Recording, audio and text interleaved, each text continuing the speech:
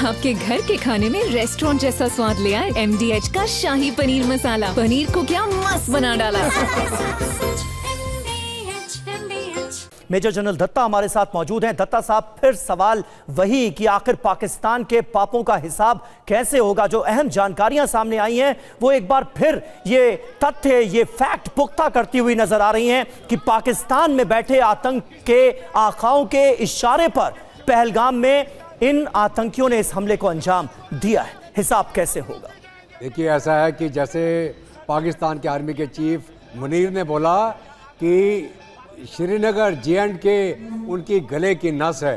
अभी उस समय आ गया उस गले को दबाने का, POK को वापस लेने का।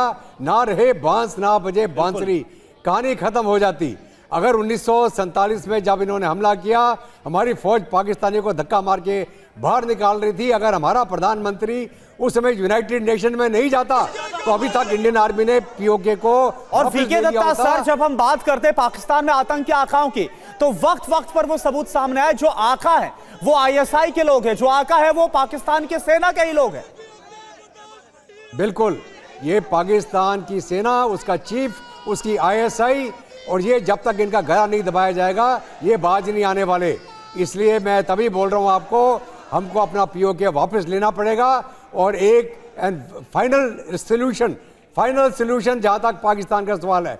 और वैसे पाकिस्तान के अंदर के जो हालात हैं, पाकिस्तान ज़्यादा दिन तक सवाए पंजाब और पंजाबी पाकिस्तान के, वो पाकिस्तान बचने वाला नहीं है अब। बिल्कुल। और कुर्बान अली साहब भी हमारे साथ मौजूद हैं। कुर्बान अली साहब, ये तस्वीरें और तमाम अपडेट्स लगातार हम अपने दर्शकों के सामने रख रहे हैं, लेकिन बात वही है कि पाकिस्तान की तरफ से जिस अंदाज में इस आतंकी हमले को अंजाम दिया गया है और जिस तरह की नफरत फैलाने की कोशिश इस आतंकी हमले के जरिए की गई है, धर्म पूछकर लोगों की जान ली गई है, ये दरअसल जो मोडस ऑपरेंडी है वो क्या बता रही है? और उससे ठीक पहले जनरल आसिम मुनीर का वो नफरती स्पीच, वो नफरती बयान जिसमें नफरत इंजेक्ट करते हुए वो नजर आते हैं, और उसके बाद पाकिस्तान के इशारे पर आतंकी इतनी खौफनाक घटना को अंजाम दे देते हैं बर्बर तरीके से। देखिए, हमें ये नहीं भूलना चाहिए कि पाकिस्तान एक मजहबी नफरत की बुनियाद पर बना हुआ मुल्क है।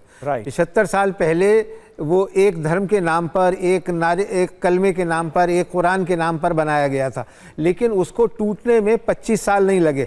आज हम कश्मीर की बात कर रहे हैं, लेकिन ज़रा गौर कीजिए कि जिन पाकिस्तानियों ने अपने ही बांग्लादेशियों को, 30 लाख से ज़्यादा लोगों को मार डाला, बर्बर तरीके से रेप किए गए, वो बुनियाद बना बांग्लादेश के बनने की, और उसने 2 नेशन थ्योरी को ख़त्म किया था।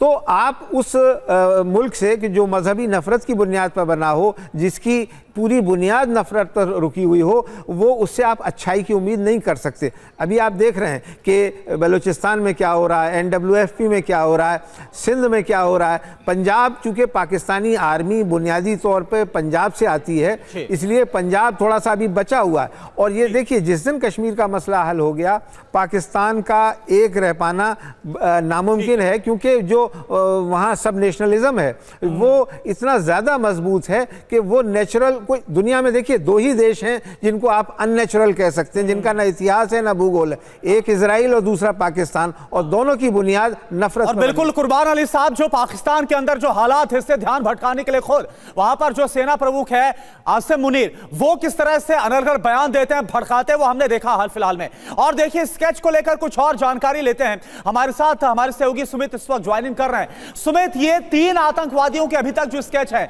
वो जारी किए गए। अब जरूरी यह है कि इन्हें या तो पकड़ा जाए या जल्द से जल्द इन्हें गन डाउन किया जाए, क्योंकि ये इस वक्त सबसे बड़े दुश्मन है, हथियार इनके पास मौजूद है। देखिए करुणा, ना सिर्फ ये 3 बल्कि वो OGWs या ओवरग्राउंड वर्कर्स भी लगातार, जिन्होंने इनको इस इलाके के बारे में रेकी कराई, लगातार इनको सपोर्ट किया, लगातार इन इलाके में घुमाया, उनकी भी तलाश की जा रही है। ये 3 महत्वपूर्ण जरूर है, लेकिन हर एंगल को लगातार एजेंसीज अभी जांच परख रही है। आखिरकार ये ऊपर कैसे पहुंचे, कितने बजे पहुंचे, किस इलाके से पहुंचे, कहां इनकी पॉसिबिलिटी हो सकती है। लेकिन ये 3 स्केच जो है सबसे महत्वपूर्ण इसलिए है क्योंकि लगातार इन्हीं स्केचेस के बेसिस पर उस इलाके में लोगों से पूछताछ की जा रही है, लोकल से पूछा जा रहा है। ये देखा जा रहा है कि आखिरकार क्या ऐसा तो नहीं कि दूसरे इलाके से एक दिन पहले ही आए हो या फिर इस इलाके में लंबे समय से वहां आकर रह रहे हो। तो ये सारी पॉसिबिलिटीज को जांचा परखा जा रहा है। लेकिन ये जरूर है कि एजेंसीज के नजर में अभी ये 3 स्केच जरूर है, लेकिन कई और ऐसी चीजें भी हैं जो लगातार एजेंसीज वहां पर जांच परख कर रही है, जिसमें वो OGWs, ओवरग्राउंड वर्कर्स, इसके अलावा जो इनके हैंडलर्स थे,